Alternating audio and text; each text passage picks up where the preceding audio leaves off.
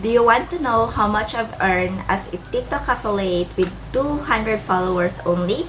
And if you're wondering if legit bang magkaka-income ka ni TikTok kahit hindi umaabot ng 1,000 followers ang inyong account? Also going to share with you guys kung ano yung ginamit ko or kung ano yung ginawa ko to earn my first sale as an affiliate TikTok. Disclaimer lang guys, itong video na to ay all transparent numbers na nakikita ninyo or nakikita ko sa aking screen as a TikTok affiliate. So all the numbers here are real at wala po dyang kuliang. It's all real guys. Sa screen na to guys, makikita ninyo, income ko ay mabot mismo ng 23,800 and some cents. This income is from March 20 up until May 2023. So that's the span of 2 months only. This income guys is for my gross revenue for 2 months. And then yung estimated commission ko dyan, it's 3,883 and some cents. Hindi na rin masama, di ba? Having an extra income without doing anything or like it's an ongoing income for me once I uploaded the video. So let's go muna sa ating income history, meaning sa part kung magkano yung na-withdraw ko for the past 2 months. So my first withdrawal happened on April 20 at yung na-withdraw ko dyan is 400 pesos. So meron din dyang service fee si TikTok, so it's more likely a percentage kung magkano yung amount na withdraw niya. Then my second withdrawal happened on May 17 for an amounting of 2,319 pesos and some cents. Hindi din masama, di ba? Still an extra income. Now, ngayon nakikita ninyo yung mga numbers na yan, nagwa-wonder na kayo siguro kung ano yung ginawa ko to make my first sale. Kasi yung iba, hindi naman talaga nagiging successful sa affiliate marketing, especially dito sa TikTok. Hindi din sila, hirapan din silang magkaroon ng first sale. So this what happened to me and this works well for me guys. So first, you have to create your TikTok shop. Oops, hindi mo na ako mag-create ng video about how you can create TikTok shop account kasi madyang mga madaming videos na pwede ninyong i-search with their tutorial on how you can create one. Hindi na ako mag-create ng video sa part na ito kung saan kayo gagawa ng inyong account. Just move to our step 2 which is to create your video content guys. Yung ginawa ko dito is nag-purchase muna ako ng isang bagay ni TikTok na sa tingin ko ay gamit na gamit sa akin. And yes, that is yung tumbler mismo ng aking mga anak. So after kong na-receive ito, nag-create ako ng video about this tumbler or hindi, about this baonan pala, hindi tumbler. So there are different technique in creating a video content guys. So, to me, hindi ako nag-limit into one technique only. But what really works well for me is, first, is to identify what the problem is. And second, kung ano yung solution na ma-offer ng aking product na pinopromote ko into this video. So, let's say, for example, yung baonan na binili ko, yung problema ko doon is about hindi nakakain ng mainit na kanin at sabaw yung aking anak. And most of the mommies, ganun din yung problema guys. And most of the mommies gusto yung ganyang klaseng mga product.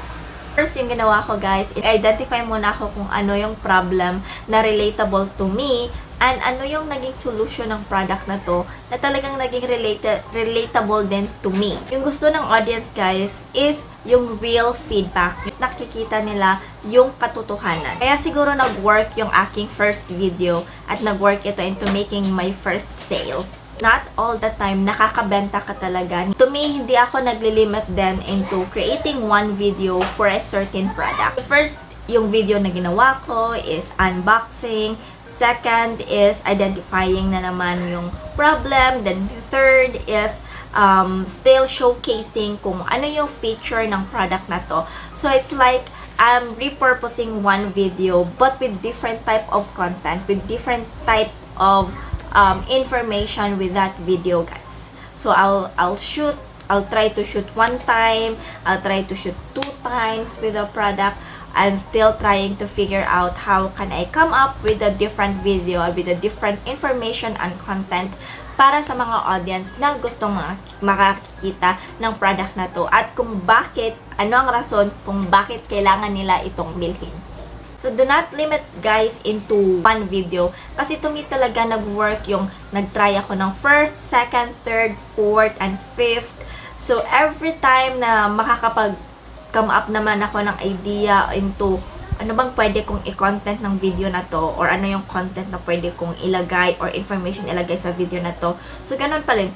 Repurpose, play around with the video. Kaya nga, meron silang suggestions na you don't promote the product one time. You have to promote it 7 times para mas makita talaga ng audience. Yung practice ko guys, hindi ko talaga siya tinatantanan, hindi ko talaga siya gini-give up into one video only. So if you notice sa aking TikTok account guys, meron diyang 3 times ako nakapag-upload with the same video, or 3 times ako nakapag-upload with the same product. Kasi nga, siguro hindi nag-work yung first video, siguro nga hindi nag-work yung second video, at siguro nga baka sa third video mag-work na po ang aking affiliate marketing. Here's what you don't do guys. So when you do an affiliate marketing, don't beg for views, like, share, and visit.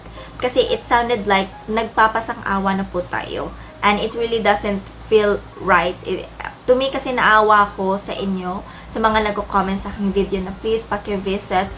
I want you to focus more on engaging your audience. I want you to focus more in with your video content, guys. Kasi hindi talaga mag-work yung paki-visit, paki-like, paki-share, paki-follow. Hindi po talaga yan mag-work. It's the same thing with the YouTube. Please sub to sub. Hindi po talaga yun mag-work, guys. To me, in my own experience. So, mas maiging i-convince ninyo ang sarili ninyo na mag-convince ng audience kung bakit kailangan nila itong bilhin. Or kung bakit kailangan nila ang product na ito. The next one here is how long will it reflect to our account. By the way, with the TikTok affiliate marketing guys, you can withdraw your earnings through GCash or by linking your bank account. To me, nilink ko yung bank account ko. Bilis lang po siyang nag-reflect sa account ko. It's more likely 24 hours nag-reflect na po siya sa aking bangko mismo, guys.